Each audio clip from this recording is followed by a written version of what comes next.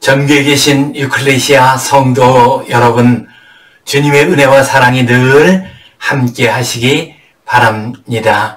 데살로니가전서 5장 16절 18절 말씀에 항상 기뻐하라, 쉬지 말고 기도하라, 범사에 감사하라 말씀하셨습니다. 어지럽고 혼탁한 세상이지만 기도와 감사와 기쁨 가운데서 세상을 이기며 살아가시기를 간절히 바랍니다.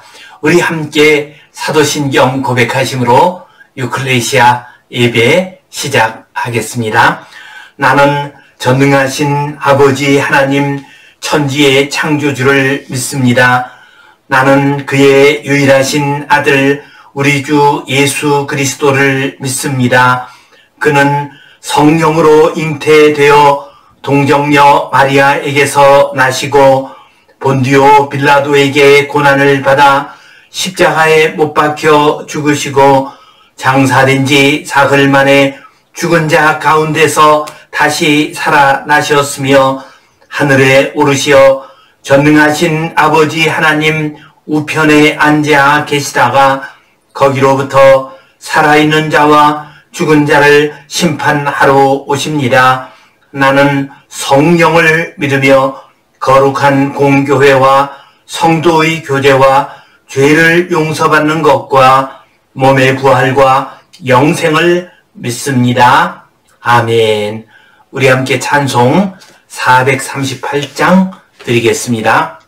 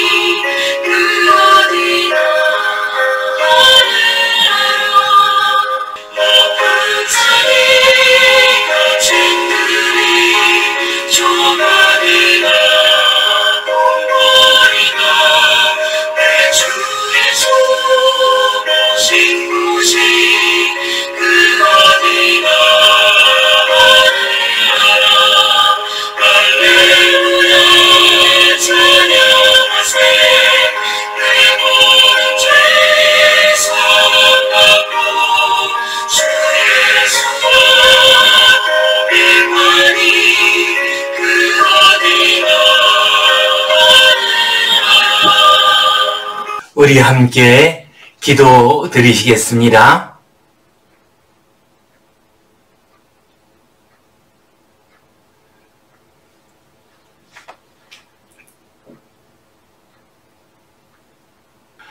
하나님 아버지 은혜에 감사합니다. 오늘도 우리에게 복된 날, 은혜의 날 주시니 감사합니다. 우리의 예배를 받아주시고 이 예배를 통하여 하늘의 신령한 은혜를 허락하여 주시옵소서. 이 예배의 말씀을 통하여 어지럽고 혼탁한 이 세상을 살아갈 수 있는 새 힘을 허락하여 주시옵소서. 어디에서 어떤 형편에 있든지 주님을 바라보게 하시며 주님의 은혜 가운데 거하는 우리 모두가 되게 하여 주시옵소서. 이 땅에 평화를 내려 주시옵소서. 전쟁의 슬프고 아픈 소식이 들리는 우크라이나 땅에 평화를 허락하여 주시옵소서. 북한 땅에도 평화를 허락하여 주시옵소서. 이 민족 이 백성의 마음 가운데 평안함을 허락하여 주시고 서로 사랑하며 아름답고 거룩하게 살아갈 수 있도록 도와 주시옵소서. 주님께 온전히 의탁하오며 감사하옵고 예수님 이름으로 기도하옵나이다. 아멘. 하늘에 계신 우리 아버지, 아버지의 이름을 거룩하게 하시며 아버지의 나라가 오게 하시며 아버지의 뜻이 하늘에서와 같이 땅에서도 이루어지게 하소서. 오늘 우리에게 일용할 양식을 주시고 우리가 우리에게 잘못한 사람을 용서하여 준 것 같이 우리 죄를 용서하여 주시고 우리를 시험에 빠지지 않게 하시고 악에서 구하소서. 나라와 권능과 영광이 영원히 아버지의 것입니다. 아멘. 오늘은 주님께서 말씀하신 천국의 비유 가운데에서 밭에 숨겨진 보화와 같은 천국, 이 제목 가지고 함께 말씀을 나누겠습니다. 훈민정음 헤레본과 관련된 이야기입니다. 훈민정음 헤레본은 현재 2권이 남아 있습니다. 이 책은 국보 70호로 지정이 되어 있습니다. 아마 우리나라에 있는 단일 품목의 유물 가운데서 가장 귀하고 소중한 것이 이 훈민정음 헤레본이라고 할 수 있을 것입니다. 이 책이 발견되고 또한 보관되는 이야기는 참으로 아름답고 귀한 이야기입니다. 일제시대에 국문학자 김태준의 제자였던 이용준이 그의 선생님을 찾아갔습니다. 그가 처갓집 광산김씨 종택 서고를 방문을 했다고 합니다. 그런데 그 서고에 훈민정음 헤레본이 세종대왕께서 만드신 그 헤레본이 있었다고 말을 했습니다. 그 말을 들은 김태준은 즉시 그의 제자와 함께 광산김씨 본가가 있는 안동을 찾아갔습니다. 그리고 그 헤레본 책을 확인을 했습니다. 이용준은 이 책을 잘 보관할 만한 사람에게 넘기고 싶다고 말을 했습니다.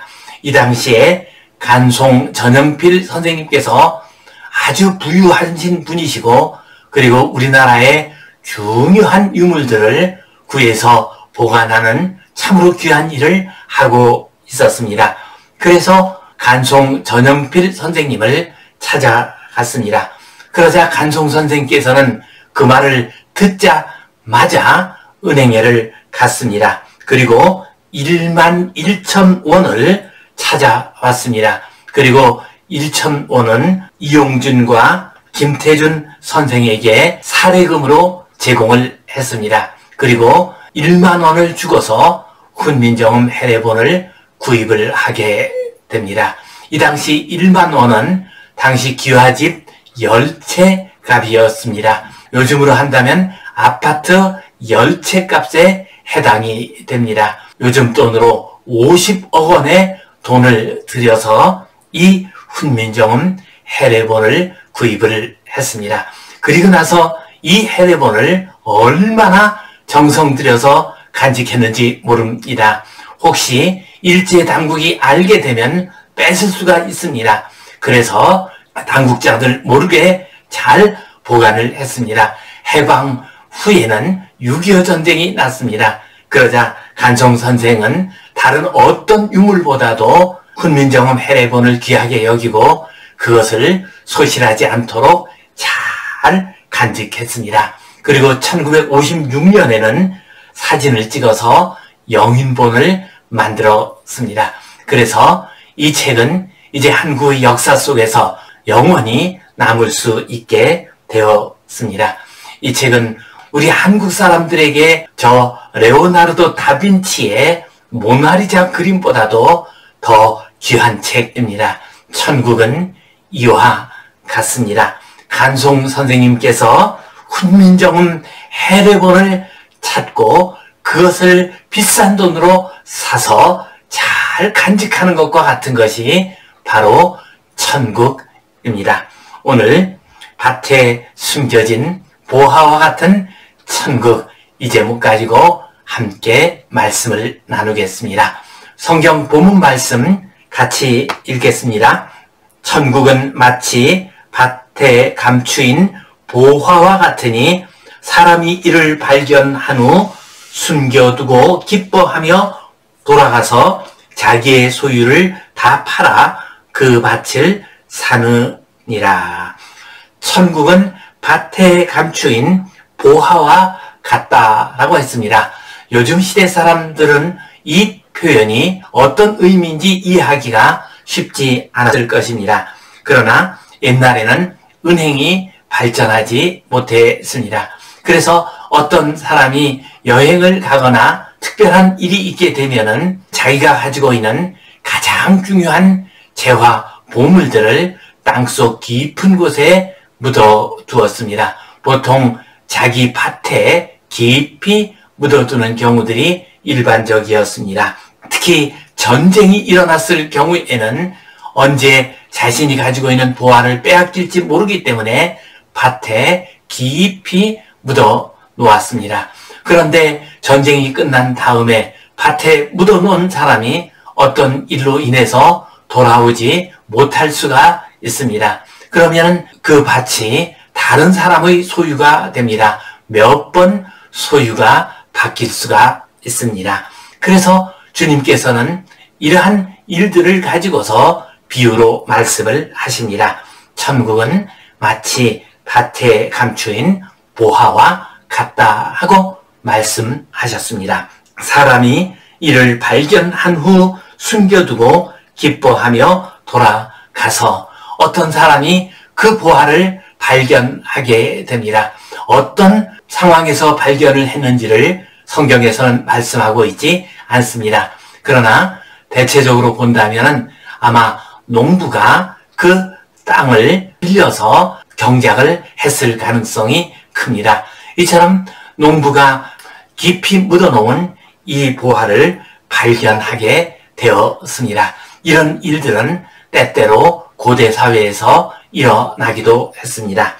그러면 그 농부는 기뻐하면서 돌아가게 됩니다. 그리고 자기의 소유를 다 팔아서 그 밭을 사느니라 말씀하셨습니다. 자기가 가지고 있는 모든 재산을 다 팝니다.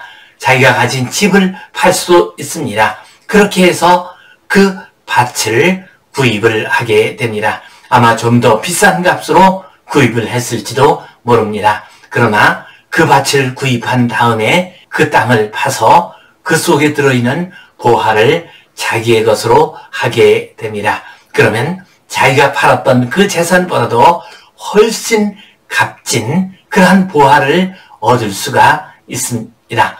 주님께서는 천국은 밭에 감추인 값진 보화와 같다. 그 값진 보화를 발견하고 자기의 재산을 다 팔아서 그것을 얻는 사람, 농부와 같다라고 말씀하셨습니다. 지금도 천국은 우리 주변에 묻혀져 있습니다. 숨겨져 있습니다. 이 천국을 잘 발견하시고 이 천국을 비싼 대가를 치른다 할지라도 반드시 우리 것으로 해서 천국의 백성이 되고 영원한 천국의 생명을 누리는 복된 성도님들 되시기를 주님의 이름으로 축원합니다. 이 말씀 가지고 우리가 기억해야 할 소중한 교훈과 진리 두 가지를 생각해 보겠습니다. 첫 번째로 우리는 일상적인 삶 속에서 천국을 발견해야 합니다. 오늘 이 말씀을 보면은 천국은 밭에 감추인 보화와 같고 어떤 사람이 이것을 발견했다라고 말씀하였습니다. 이 보화를 발견한 사람은 아마도 농부였을 가능성이 큽니다. 그리고 그 농부가 평소와 다름없이 그 밭에서 묵묵히 일을 하는 사람이었을 것입니다. 이처럼 천국은 밭에서 묵묵하게 자기의 일을 하는 사람들, 그 사람에 의해서 발견되는 법입니다. 천국은 일상생활 속에서 발견할 수가 있습니다. 천국은 다른 먼 곳 어디에 있는 것이 아닙니다. 우리의 일상적인 생활, 우리의 가정, 우리의 집, 우리의 일터, 우리의 삶의 터전에 천국이 있습니다. 우리는 그곳에서 천국을 발견해야 합니다. 행복의 파랑새 이야기가 있습니다. 행복의 파랑새는 저 멀리 있는 어떤 것이 아닙니다. 행복의 파랑새를 찾아서 먼 곳을 헤매다가 돌아온 사람이 자기 집 처마 밑에 있는 행복의 파랑새를 발견했습니다. 이와 마찬가지로 천국 역시 먼 어떤 곳에, 우리가 알 수 없는 어떤 신비한 곳에 있는 것이 아니라 바로 가까운 우리의 삶의 터전 가운데 천국이 있습니다. 그러므로 우리는 이 천국을 가까운 데서, 삶의 터전 가운데서 발견해야 합니다. 주님께서 말씀하셨습니다. 또 여기 있다 저기 있다고도 못하리니 하나님의 나라는 너희 가운데 있느니라. 누가복음 17장 21절에서 말씀하셨습니다. 천국은 여기 있다 저기 있다 라고 하면서 찾아갈 것이 아닙니다. 천국은 바로 우리 가운데 있습니다. 우리 삶 속에 천국이 있습니다. 우리는 천국을 자신의 삶 속에서 발견한 많은 사람들의 이야기를 알고 있습니다. 그 중에서 가장 대표적이고 유명한 분이 바로 로렌스 수도사입니다. 로렌스 수도사는 갈멜 수도원의 수사였습니다. 그는 하나님의 임재 연습이라는 책을 남겨서 지금도 많은 사람들에게 영적인 보화를 제공해주고 있습니다. 그 수도사는 수도원의 원장이 될 수 있는 기회가 있음에도 불구하고 그는 부엌에서 한평생 일을 했습니다. 설거지하는 일을 맡아서 그는 일을 했습니다. 그는 말하기를 나는 복된 성례전을 행할 때와 마찬가지로 부엌에서도 주님께서 가까이 계신 것을 느낍니다 라고 했습니다. 그는 부엌 일을 하면서 성례전을 할 때와 마찬가지로 주님을 느낄 수가 있었습니다. 천국을 느낄 수가 있었습니다. 평범한 일상적인 생활 속에서 천국을 느낀 분이 바로 로렌스 수사였습니다. 그러므로 우리들 역시도 천국을 발견할 때 저 밭에서 발견해야 합니다. 우리의 일상적인 생활 속에서 발견해야 합니다. 오늘 우리가 함께 부른 찬송가 438장 가사를 보면요. 내 영혼이 은총 입어 중한 재짐 벗고 보니 슬픔 많은 이 세상도 천국으로 화하도다. 높은 산이 거친 들이 초막이나 궁궐이나 내 주 예수 모신 곳이 그 어디나 하늘나라 하고 노래를 하고 있습니다. 그렇습니다. 천국은 신비한 어떤 곳에 있는 것이 아닙니다. 어떤 무릉도원과 같은 곳에 천국이 있는 것이 아닙니다. 높은 산이 거친 들이 초막이나 궁궐이나 우리 주님께서 함께 하시면 그것은 천국이 됩니다. 가장 가까운 곳, 우리의 삶의 터전 가운데서 천국을 발견하시고 천국을 누리시는 복된 성도님들 되시기를 주님의 이름으로 축원합니다.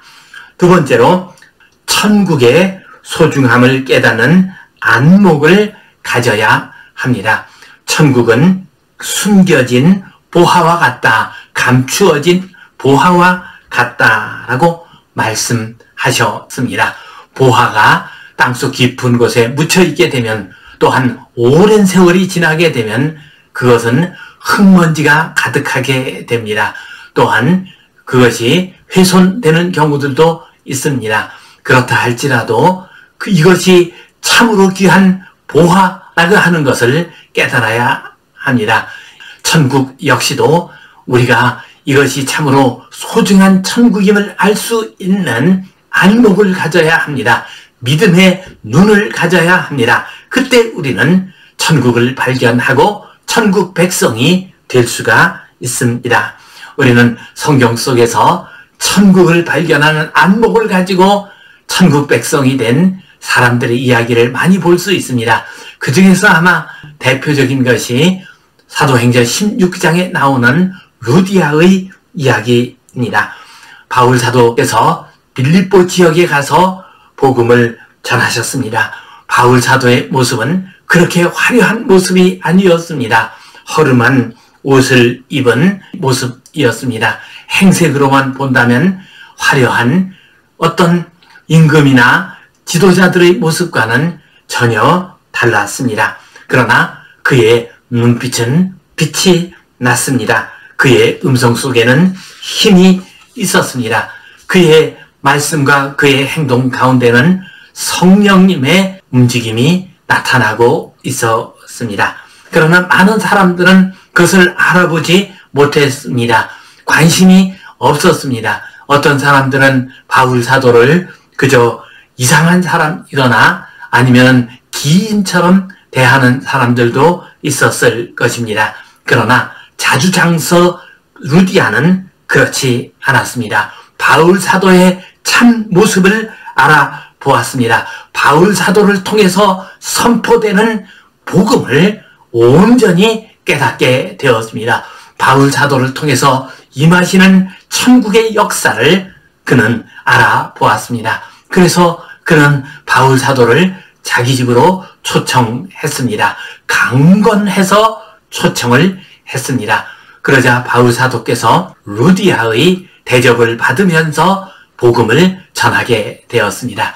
이렇게 해서 루디아의 집에서 최초의 유럽 교회라고 할 수 있는 빌립보 교회가 세워지게 됩니다. 루디아, 그는 바울 사도를 통해서 이루어지는 복음의 역사와 천국의 역사를 볼 수 있는 눈이 있었습니다. 그래서 그를 자기 집으로 초청했고 최초의 유럽 교회를 세우는 아름다운 이름을 얻게 되었습니다.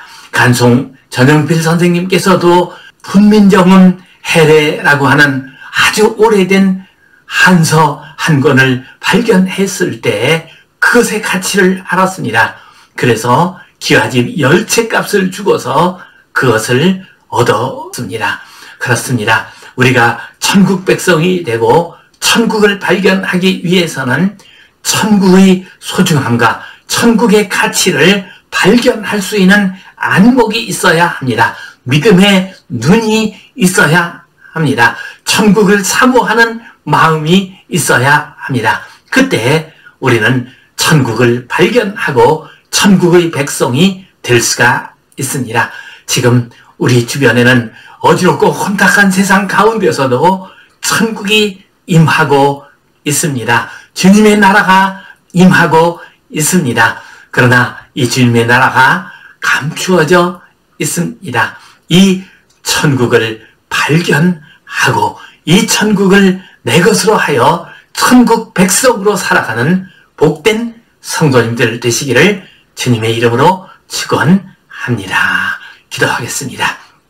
하나님 아버지, 은혜에 감사합니다. 우리에게 천국을 허락해 주시고 복음을 주시니 감사합니다. 우리의 일상적인 삶 속에 묻혀져 있는 그 천국을 발견하게 하여 주시옵소서. 천국의 소중함을 깨닫고 발견할 수 있는 믿음의 눈을 허락하여 주시옵소서. 그리하여 이 귀한 천국을 우리 심령 가운데, 우리 삶 가운데 간직하며 살아가는 아름답고 귀한 천국 백성 되게 하여 주시옵소서. 예수님 이름으로 기도하옵나이다. 아멘. 이제는 우리 주 예수 그리스도의 은혜와 하나님 아버지의 크신 사랑과 성령님의 감동, 감화하심, 교통하심, 위로하심, 회복하심의 역사가 밭에 묻힌 보화와 같은 천국을 발견하고 천국 백성이 되기를 소원하는 모든 주의 자녀들을 위해 이 땅 위에 있는 모든 교회와 하나님의 백성들 위해 이제로부터 영원토록 함께 하시옵기를 간절히 축원하옵나이다. 아멘.